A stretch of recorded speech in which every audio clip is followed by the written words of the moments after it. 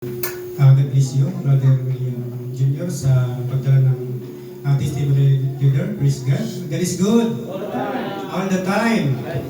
Purihin po ang ating mahal na Panginoon. Tunay po na napakabuti ng Diyos sapagkat narinig po natin yung mga patotoo, iba't ibang karanasan ng buhay ng ating mga kapatiran na ito po ay nagpapalakas po ng ating pananampalataya. Praise God, habang po tayo nagantay sa ating pinakamahal na Panginoon. Hallelujah. At tayo po ay narito na sa pagbibigay po ng ikasampung bahagi at handog na kung paano po ito po ay ating ihandog sa ating pinakamahal na Panginoon na mayroong galak, mayroong saya.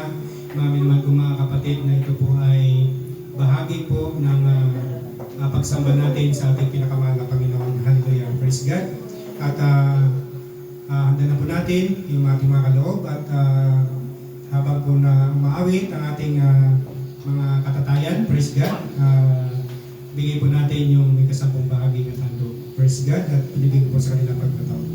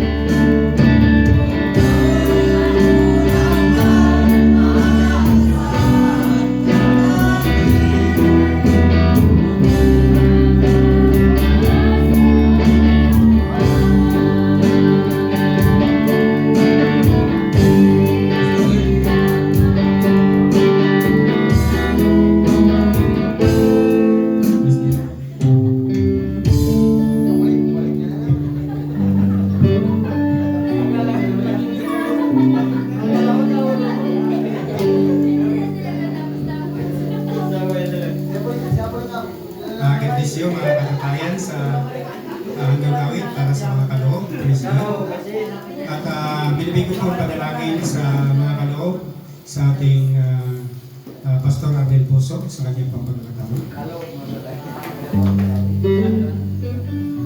Praise the Lord. Maraming tayong mga kapatid. Dakilang Diyos, salamat Panginoon sa iyong mga anak. Dalangin namin na pagpalain mo bawat isang Panginoon bagay para sa iyo sa iyong gawa. Sa kalalagho ng iyong gawain, Panginoon. Salamat.